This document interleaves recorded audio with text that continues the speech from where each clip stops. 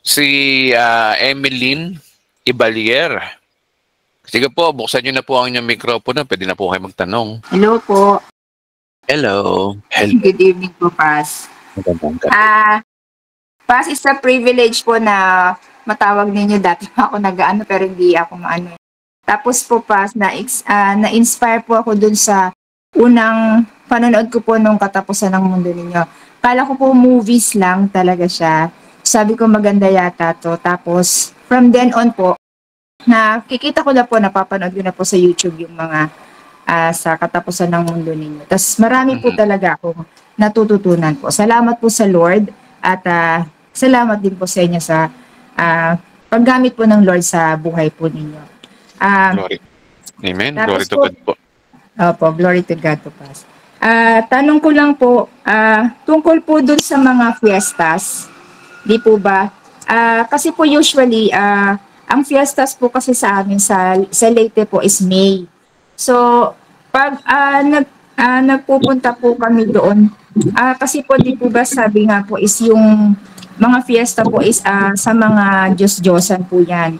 Paano po yun pa? Halimbawa, may family gathering po. Tapos hindi po ba ako kakain ng mga inihanda nila? Kasi po di po ba sabi in-offer po yan sa mga sa mga santo. Parang ganun po, Pas. Sige, salamat po sa inyong tanong. Salamat po.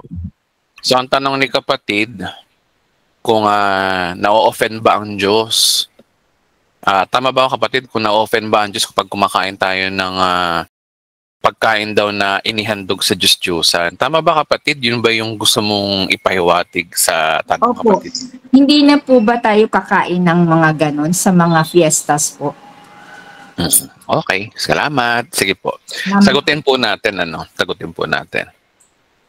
Okay, una, dapat natin maintindihan mga kapatid, ano ba ang standing natin sa Diyos? Una yung maintindihan natin Ano ba yung relasyon natin sa Diyos? Ang relasyon natin sa Diyos ay good news. Ang good news, si Kristo ay namagitan po sa atin. Nung dating ang relasyon sa Diyos ay under the law sa mga Jewish people.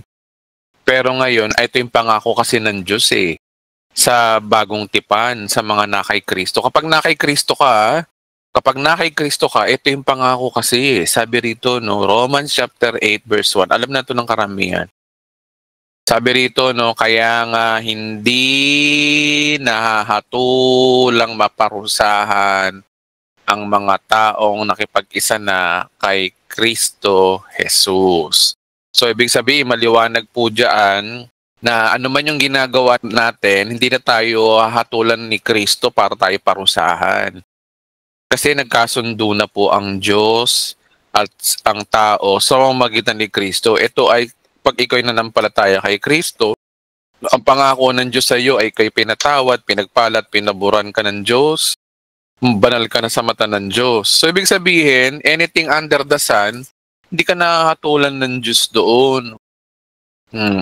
Hindi naman ako may sabi hindi na raw hahatulang maparusahan ang tao nakipag-isa na kay Kristo. Ang kondisyon dito, kapag nakipag-isa ka na kay Kristo Jesus, hindi ka nahatulan ng Diyos doon. Kaya sabi nga dito, wala na ako, wala ka na.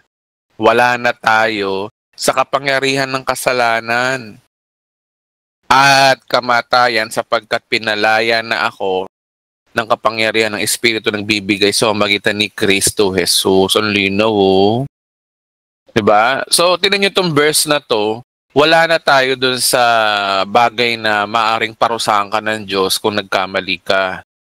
Okay? Tandaan po natin, pinatawad na po ng Panginoon ang ating kasalanan, so hindi na tayo sisingilin pa kung nagkakasalaman tayo. Okay? At least may idea na tayo na ang Diyos hindi na nagpaparusa. Ngayon ang tanong, balik tayo sa tanong ni ate. Yung pagkain ba ng Diyos-Diyosan ay hahatulan pa ba tayo ng Diyos doon? Maliwanag na hindi na. Ito na nga yung verse. Wala nang kahatulan ng nakay Kristo Jesus. Hindi matanggap to na ibang pastor itong turo na to. Hindi ka nila kayang tanggapin to. Ngayon, tingnan natin yung konteksto. Kung hindi ka nahahatulan ng Diyos, bakit, ano ba ang masasabi ng Bible regarding dun sa pagkain ng pinagbabawal na pagkain? Tama ba? Tingnan niya, mayroong verse dito, no? Ano ba masasabi ni Pablo dyan sa mga ganyang pista-pista? Okay? Sabi sa Colossians chapter 2 verse 16, basahin natin, no? Ano sabi ni Pablo sa mga pista-pista na yan kung tayo parurusahan pa ba? Ang sabi dito, no, kaya't wag na kayo magpapasakop pa sa alimang alintuntunin. Ano ba yung alintuntunin? Yung mga rules. Kung bawal bang kumain o hindi. Ano yon? Tungkol sa alin daw? Yung mga bawal-bawal. Tungkol sa pagkain, inumin, tungkol sa kapistahan, sa bagong araw, bagong buwan o araw na pamamahinga. Oo. Hindi na tayo saklaw dyan. Ano ngayon kung kumain ka, kung uminom ka sa piyesta? Oh. Sino ba may sabi na bawal kumain? Wala naman sa Bible na magsasabi na huwag kang kumain ng pagkaing hanandog sa Diyos-Diyosan. Ito na nga sinabi na nga ni Pablo. Oh. Hindi na tayo sakop daw doon. Ano bakit? Kasi sa verse 17, ang mga ito ay anyo lamang ng mga bagay na darating. Ngunit si Kristo ang katuparan nito. Yung mga bawal-bawal, mga rules sa pagkain, mga inumin, ito ay mga kapistahan, yung mga issue dyan, ay wala na yan. Tinupad na ni Kristo yan. Wala nang bawal-bawal dyan. Oh. Maraming mga Kristiyano hindi na-enjoy ang buhay kasi dahil sa mga bawal-bawal na yan eh. Landaan niyo po mga kapatid, sa bagong tipan, dalawa lang po ang bawal. Una, magturo ka ng maling gospel. Pangalawa, yung hindi ka manampalataya kay Kristo, yun ang dalawang bawal. Oh. Saan sa Bible? Galatians 1:6. Ito talaga yung may bawal. Oh. Subalit, parusahan nawa ng Diyos ang sino mang kami o anghel na mula sa langit na mangaral ng magandang balita na iba sa pinapangaral. Oh. Good news. But even if we or an angel from heaven should preach to you a gospel that is different from the one we preach to you, may he be condemned to hell. Ito talaga yung may impyerno. Parurusahan ka ng Diyos kapag mali yung gospel na tinuro mo. Hindi turo yung gospel ni Pablo. Tapos inulit pa, no, verse 9, we said it before and now I say it again, if anyone preaches to you a gospel that is different from the one you accepted, you will be condemned to hell. Ito, nababanggit ang hell dito. O yun ang mga katakutan yung verse ito. Ano pa yung dapat yung katakutang verse? Dalawa lang naman dapat yung katakutang verse eh.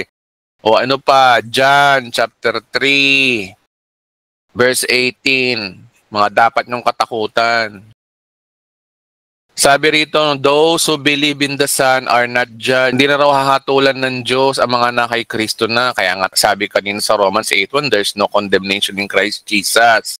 Kapag nakay Christ Jesus ka, ngayon ang tanong, paano kung wala kay Christ Jesus? Sabi rito, no, for those who do not believe have already been judged. O, yun ang katakutan nyo. Because they have not believed in the God's only sons. Tagalogin natin para malinaw sa iba. Hindi na tulang maparusa ng sumasampalataya sa anak. Wala na paghatol. Kumain ako ng dinugaan, doon pwede. Wala na nga paghatol eh. Wala na nga eh. Kakain ako ng kakain ako ng siniguelas na bawal. Wala na. Wala na nga eh. Pastor, kakain ako ng ng inihaw ng kalabaw sa Samar. Okay lang ba yun? May Diyos-Diyosan dun eh. Oh, hindi na ganon. Hindi na hatulan. Pero, ngunit hinatulan na ang hindi sumampalataya sapagkat hindi siya sumampalataya sa kaisa-isang anak ng Diyos. Yun lang ang bawal. Pero wala kayong makikita sa bagong tipan na bawal lang ganito, bawal lang ganyan. Bigyan nyo ako ng verse, sige. New Testament ha. Baliban lang kung Old Testament ibibigay nyo, may bawal dun. Kasi sa mga Hudyo yan eh. Kautosan yan eh. Kautosan pang Hudyo yung mga bawal na yun. Wala namang bawal. Alam niyo yung mga kautos, yung mga bawal-bawal pagkain na yan, sa Hudyo po yan. Ang tanong, Hudyo ba tayo? Hudyo ka ba? Hindi ka naman Hudyo eh. Sabi mo nga sa katabi mo, Hudyo ka ba? Pilipino ka eh. Tsaka pangatlo, lumang tipon na yun eh, tapos na yun eh. Diba? So ano ang big idea? Dabagsak pa rin tayo sa Romans chapter 8 verse 1 na wala ng kahatulan ang taong nakipag-isa kay Kristo Jesus. Kaya mga kapatid, ipayapa nyo na ang loob nyo kung kayo ay naimbitahan ng inyong kamag-anak na makikain, makisama kayo. Ang mahalaga, nakikisama tayo. Tsaka mga kapatid, ang sarap-sarap ba naman ng kalderetang kambing? Eh ano ba naman kung kumain ka ng kalderetang kambing, kalderetang baboy? Eh ano naman yun? Dinuguan. Diyos ko. Ang gusto ng Panginoon, enjoy natin ang buhay natin dito sa lupa. You are blessed and highly favored. Charito ka nga eh. Ano charito do? Hindi mo na-enjoy ang buhay mo. Mga kapatid, mga kababayan ko sa Pilipinas. Kay Kristo po may kalayaan. Tandaan nyo, si Kristo ay mapagpalaya. Hindi ho siya toxic. Pinalaya po tayo ng Diyos doon. Pakikialam mo pa ba ng Diyos yung pagkain mo? Nananahimik yung Diyos sa langit eh. Sabi nga di ba ni Kristo sa krus, tetelestai, tapos na. It is finished. Balaya na kayo. Kung tutusin tayo mga hentil, wala naman tayong kautusan eh. May kautusan ba tayo? Wala. Basa tayo. Ito na lang siguro yung magandang verse. Ito sa piling naman ng mga hentil na hindi saklaw ng kautusan ni Moses. Yun na lang. Marami mga verses sa Bible na tayo ay hindi saklaw ng kautusan. Kautusan yan, kautusan ni Moses yung mga bawal-bawal na yan eh. Bakit sumusunod ka dyan? Si Kristo na nga, sabi rito, subalit ito'y nangangulugan, hindi ko sinusunod ng utos ng Diyos sa bagkagat ako'y nasa ilalim ng kautusan ni Kristo. Okay, so sa madaling salita mga kapatid, lumaya na kayo, enjoy nyo na yung buhay nyo. Pinalaya na tayo ni Kristo. Ang sabi nga sa Galatians chapter 5 verse 1, di ba? Malaya na tayo dahil pinalaya tayo ni Kristo. Ang linaw Kaya magpakatatag kayo at huwag na kayong paalipin pang muli. Kaya yung mga regarding sa katawan natin, bala kayo, lumalaya na kayo. Kaya nga lang mga kapatid, meron tayong dapat din i-consider. Okay? Ang dapat natin i-consider, bakit ba bawal kumain ng baboy? Simple lang naman, kalusugan mo, brad. Diba? Kalamihan sa mga Pilipino namamatay dahil sa heart attack, stroke, high blood, diabetes, dahil sa kinakain talaga. Yan lang naman ang i-consider mo dyan eh. Sa Diyos, wala kang ng kasalanan, pinatawad ka na, bahala kung anong gusto mong kainin. Pero, ang impact niyan, ang tawag dyan, ang sunog niyan sa'yo.